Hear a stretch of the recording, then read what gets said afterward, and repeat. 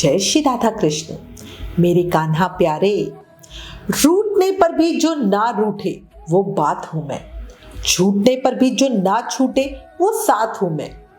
यूं तो सजोई है यादें मैंने दिलों में कई, लेकिन जो भूल से भी ना भुलाई जा सके वो याद हूं मैं तेरी हूं कान्हा, सिर्फ तेरी हूं मैं। बोलो बांके बिहारी लाल की जय, मोर मुकुट बंसरी वाले की जय, वृंदावन बिहारी लाल की जय।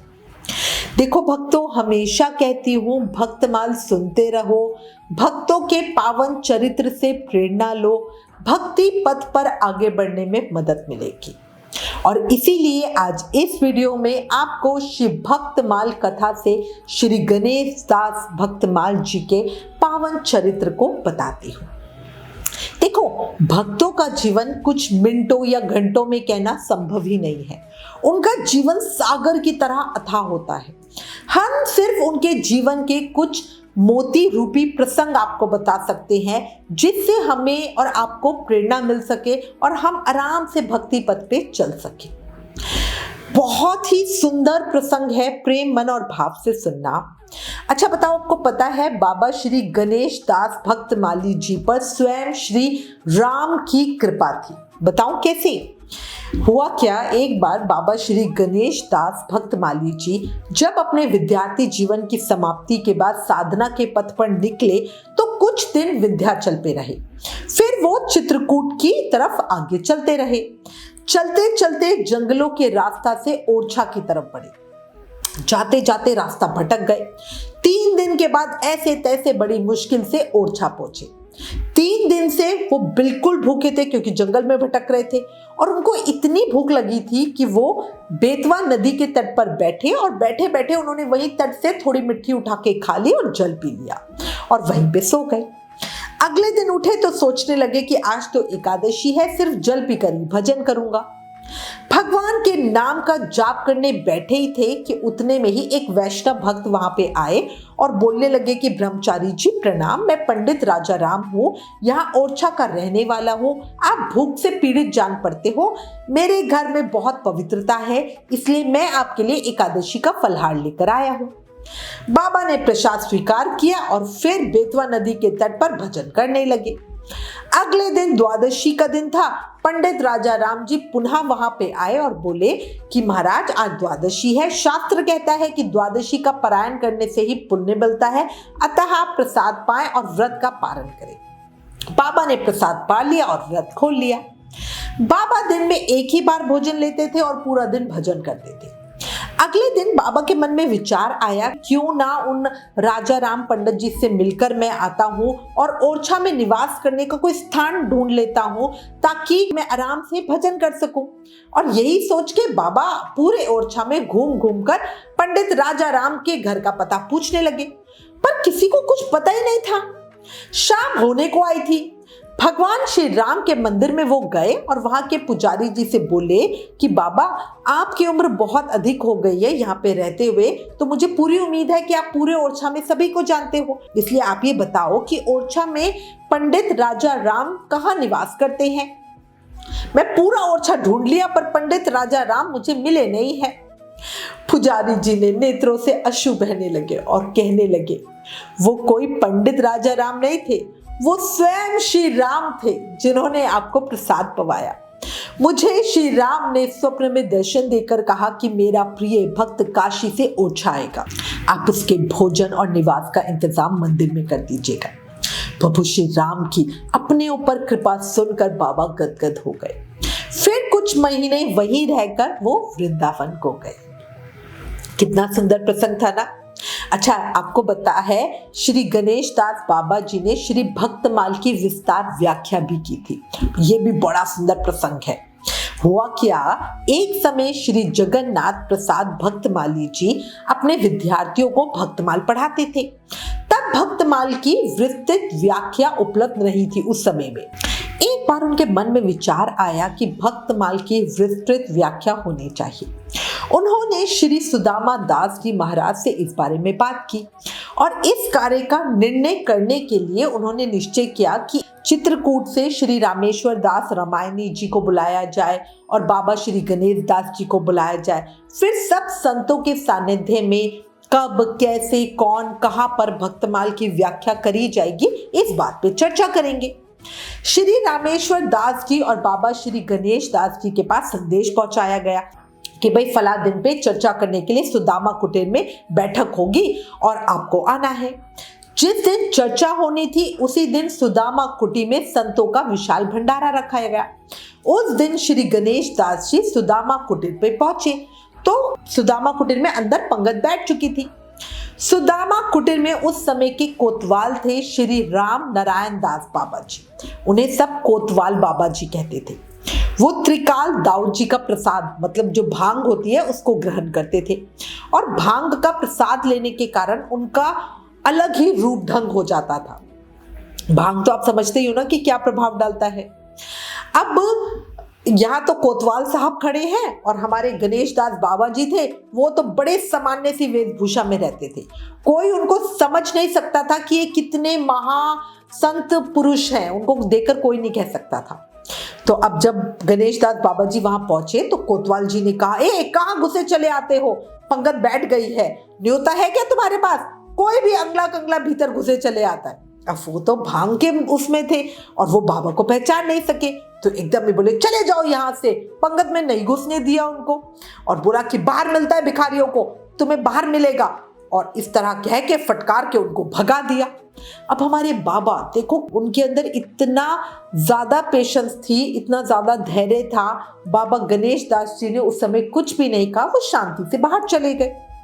उस समय श्री लीलानंद ठाकुर जी, जिन्हें पागल बाबा कहते हैं, वहीं पास में ही विराजते थे और रास्ते पर खिचड़ी प्रसाद की पंगत कराते थे। उन्होंने जब श्री गणेश दास बाबा जी को देखा तो उन्होंने कहा, ओ बाबा इधर आ और खिचड़ी खा ले। श्री गणेश दास जी वहीं सड़क पर बैठ के खिचड़ी प्रसाद पा लिया। उतनी देर में सुदामा कुटीर में जो पंगत लगी थी वो भी उठ गई। अब जब प्रसाद सब खत्म हो गया तो भीतर जाने में कोई प्रतिबंध तो था नहीं। श्री गणेश दास जी भीतर गए तो वहां उन्होंने देखा कि श्री जगन्नाथ प्रसाद भक्तमाली जी और संतों के साथ वहां पे सब बैठे हुए थे और उनको देखते के साथ ही बोले कि आप आ गए, हम तो आपके साथ प्रसाद पाने का इंतजार कर रहे थे, आपको आने में थोड़ी सी देर हो गई है, पर पहले हम सब प्रसाद पा लेते हैं, उसके बाद हम चर्चा करेंगे। अब उनकी बात सुनकर गणेश दास जी ने कहा कि आप सब प्रेम से प्रसाद पाओ, मैंने तो प्रसाद पा लिया। तो सब संतों ने कहा, पा लिया? कहाँ पा लिया? आपको तो यहाँ हमारे साथ प्रसाद पाना था। तो श्री गणेश दास जी ने कहा कि हमने तो यहीं पर पाया है। तो संतों ने पूछा, क्या पाया? तो गणेश दास जी ने कहा कि हमने खिचड़ी प्रसाद पाया है। तो संत बोले, हमारे यहाँ तो खिचड़ी बनी ही नहीं है, आपने कैसे खिचड़ी का प्रसाद पाया? श्री गणेश दास जी बोले कि मैंने लीलानंद ठाकुर जी के यहाँ खिचड़ी प्रसाद पा लिया है, भूख लगी थी और संत ने आज्ञा भी की कि खिचड़ी प्रसाद पाओ, तो मैंने पा लिया। अब जितने भी संत बैठे हुए थे उन्होंने कहा, लीलानंद ठाकुर जी तो सड़क पर पंगत कराते हैं। तो श्री गणेश दास जी ने कहा कि हाँ, हमने सड़क पर बैठकर ही प्रसाद पाया है। अब उनकी नर्मता देखो, श्री गणेश दास बाबा जी ने कोतवाल बाबा की कोई शिकायत नहीं की और ना ही कुछ बोला कि उन्होंने हमें डांट फटकार के भगा दिया था। संतों ने सबसे पूछा तो उन्हें पता लगा कि इन्हें कोतवाल बाबा ने डांट कर भगाया था। अब ये सुनकर संतों ने कहा कि आपको कहना चाहिए था कि हमें विशेष अतिथि के रूप में श्री सुदामा दास जी और श्री जगन्नाथ दास प्रसाद जी ने गोवर्धन से बुलवाया है। आप ये भी तो कह सकते थे कि हमारे आने की सूचना अंदर जाके महंत जी को दे दो। अब उनकी बात सुनकर बाबा श्री गणेश दास हाथ जोड़कर प्रेम से बोले कि कोतवाल बाबा संत है, वैष्णव है, उन्होंने आज्ञा दी कि बाहर चले जाओ तो हम चले गए। उसके बाद संतों ने पूछा कि आपने ऐसे सड़क पर बैठ के प्रसाद क्यों पाया? तो श्री गणेश दास जी बोले कि संपूर्ण ब्रजमंडल सच्चिदानंदमय है, 4 उंगल भी भूमि इसमें ऐसी नहीं है जो अपवित्र हो। सभी स्थानों पर संत और भागवत चरण पड़े हैं। भागवत प्रसाद कहीं भी बैठकर पाया जा सकता है, ये इतनी पावन भूमि है, क्या बाहर और क्या भीतर। अब उनकी बात सुनकर श्री जगन्नाथ दास प्रसाद भक्तमाली जी के नेत्र बरस पड़े और ऐसे आंसू बह रहे कि क्या ही कहा जाए। उन्होंने कहा कि जिस प्रयोजन के लिए चर्चा होने थी वो तो चर्चा हो चुकी है। ऐसा मान अपमान से ऊपर उठा हुआ भक्त ही श्री भक्तमाल ग्रंथ पर लेखनी उठा सकता है। ऐसी संत वैष्णव और ब्रज धाम के प्रति निष्ठा जिस भक्त में हो वही श्री भक्तमाल ग्रंथ की विस्तृत व्याख्या कर सकता है। और ये किसी सामान्य पढ़े लिखे या पंडित व्यक्ति के बस की बात ही नहीं है कि बस वो अपने पांडित्य के बल से भक्तमाल पर कलम चलाए। इसके बाद संतों की आज्ञा पाकर श्री गणेश दास जी और श्री रामेश्वर दास रामायणी जी द्वारा भक्तमाल ग्रंथ के 4 खंडों में विस्तार हुआ, जो आज श्री रामानंद पुस्तकालय सुदामा कुटीर द्वारा प्रकाशित होते हैं। अब एक प्रसंग और सुनो। कैसे सरल से दिखने वाले श्री गणेश दास बाबा जी ने एक सिद्ध योगी पर कृपा की। हुआ कुछ यूं कि एक बार उत्तराखंड के सन्यासी महात्मा एक थे। वो एक बार बाबा श्री गणेश दास भक्तमाली जी के पास आए और रोते हुए कहने लगे कि मैं बहुत दुखी हूँ, बहुत दुखी हूँ, केवल आप ही मेरी सहायता कर सकते हो। मैं बहुत जगह भटक कर आपके पास आया हूँ, आपको ही मेरी समस्या का हल करना है। तो बाबा ने पूछा कि समस्या क्या है?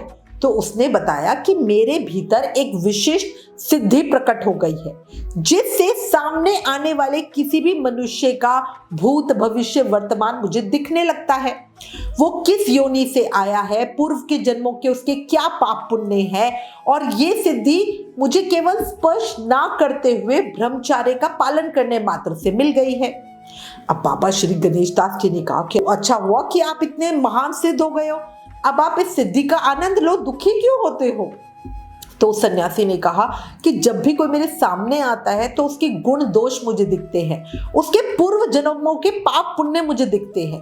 यदि पुण्य आत्मा होती है तो उसके प्रति भाव जागता है। कई बार तो मन में ईर्ष्या होती है कि देखो हमसे भी ज्यादा शक्तिशाली है, और अगर पापात्मा होती है तो उससे घृणा होती है। पर भक्तों का तो सबसे प्रमुख जो उनके अंदर क्वालिटी होती है वो होती है कि सर्वत्र भागवत दृष्टि होनी चाहिए उनकी, और हम तो सबके गुण दोष देख रहे हैं और इसमें हम फंस जाते हैं।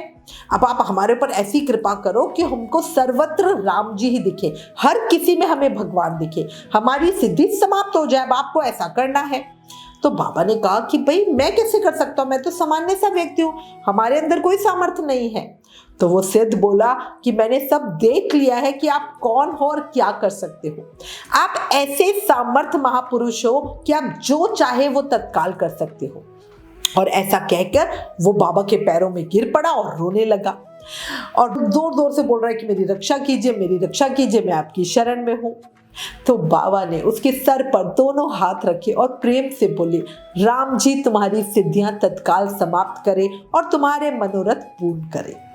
उसकी सिद्धि तत्काल समाप्त हो गई और उसकी दृष्टि भागवत दृष्टि हो गई। वो सबको एक जैसा देखने लगा। तो इस तरह ये बाबा जी की सिद्धि थी कि कहने मात्र से चीजें हो जाती थी। श्री गणेश दास बाबा जी की महाभाव की अवस्था भी बहुत अलग होती थी। महाभाव होता है जब उनके अंदर प्रेम अवस्था आ जाती थी, मतलब सिर्फ ठाकुर जी को सोचने मात्र से वो ठाकुर जी के पास पहुंच जाते थे और उनको देख के, क्योंकि देखो किसी भी एक नॉर्मल इंसान के लिए भगवान को देखना पॉसिबल नहीं है, बट जो हमारे संत होते हैं ना, जब वो भी भगवान के पास होते हैं, उनको देख सकते हैं, उनको महसूस कर सकते हैं, तो उनकी एक अलग ही अवस्था हो जाती है।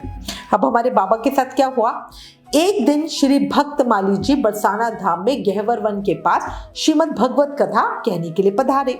उन्होंने बड़ा ही मधुर प्रसंग सुनाना शुरू किया। श्री राधा रानी बरसाने से लाल जी का दर्शन करने चली और नंदगांव से श्री कृष्ण प्रिया जी का दर्शन करने के लिए चले थे। बीच मार्ग में प्रेम सरोवर के निकट दोनों की आंखें मिली। बस इतना ही प्रसंग कहा कि महाराज जी का शरीर थरथर कांपने लगा, आंखों से अश्रुपात होने लगा। बहुत देर तक यही अवस्था रही, कथा कुछ हो ही नहीं पाई। और जब श्री भक्तमाली जी महाराज पुनः सामान्य स्थिति में लौटे, तब वो अपने विश्राम कक्ष की ओर चले गए। उस समय उनके शिष्य श्री राजेंद्र दासाचार्य जी महाराज ने उनसे पूछा कि महाराज आज कथा में ऐसा क्या हो गया था जो आप कथा कह ही नहीं पाए और आपका शरीर कांपने लगा। और ये बात सुनते ही श्री भक्तमाली जी वापस से उनकी वही अवस्था हो गई। बहुत देर के बाद वो सामान्य स्थिति में आए और आने पर उन्होंने शिष्य से कहा कि हमें बहुत सोच समझकर कथा कहनी पड़ती है, कहीं भूल से भी भाव रस का स्पर्श हो गया तो फिर हम आगे कुछ कह ही नहीं पाते। इस अवस्था में जाने पर हमें संसार की सुध-बुध नहीं रह जाती। भूल से भी इस अवस्था में अंदर का भाव बाहर निकल ना आए, इस डर से बहुत सोच समझकर कथा कहानी कहनी पड़ती है। और ऐसी ही अवस्था श्री गौड़ीय संप्रदाय के महान सिद्ध संत श्री जगत बंधु सुंदर जी में भी दिखाई देती थी। उनके सामने जाते समय भक्तों को विशेष ध्यान रखना पड़ता था कि कहीं धोखे से भी राधा नाम उनके मुख से निकल ना जाए। श्री राधा नाम सुनते ही वो ऐसी अवस्था में चले जाते थे कि कई कई दिनों तक उन्हें शरीर की सुध-बुध नहीं रहती थी और कभी कभी समाधि लग जाती थी। श्री राधा नाम तो क्या, अगर कोई केवल र शब्द अक्षरी कह देता था तो ही महाराज जी महाभाव के समुद्र में डूब जाते थे। ऐसे उच्च कोटि के भक्त हैं, है ना। अच्छा, श्री गणेश दास बाबा जी के उत्सव में एक बार हनुमान जी स्वयं प्रसाद पाने आए थे। मतलब कितनी बड़ी बात है कि प्रभु हमारे हनुमान जी स्वयं प्रसाद पाने उनके उत्सव में आ रहे हैं। बहुत सुंदर प्रसंग है। हुआ क्या, एक समय जब श्री गणेश दास जी महाराज का उत्सव चल रहा था तब वहां प्रसाद पाने एक विरक्त संत आए। वो संत कहीं आते जाते नहीं थे, किसी ने कुछ दे दिया तो उन्होंने पा लिया और नहीं तो यमुना जी का जल पीकर विरक्त अवस्था में ही हमेशा भजन करते रहते थे। एक समय वो श्री गणेश दास बाबा जी के उत्सव पर प्रसाद पाने पहुंचे। उनके प्रसाद पाने के बाद श्री बिहारी दास जी ने उन विरक्त संत से पूछा कि महाराज आज आप कैसे प्रसाद पा रहे हो, आप तो कहीं आते जाते नहीं हो। तो उन संत ने कहा कि आज सुबह जब मैं यमुना किनारे भजन कर रहा था तो आकाश मार्ग से मैंने हनुमान जी को जाते देखा और मैंने उन्हें दंडवत प्रणाम किया तो हनुमान जी मेरे पास आए। मैंने जब उनसे पूछा कि आप कहाँ जा रहे हो तो उन्होंने कहा कि बाबा गणेश दास जी के उत्सव में प्रसाद पाने जा रहा हूँ और आपको भी वहीं प्रसाद पाना चाहिए। उन्होंने आगे कहा कि जो संत मेरे ठीक सामने प्रसाद पा रहे हैं वो संत वेश में हनुमान जी ही है।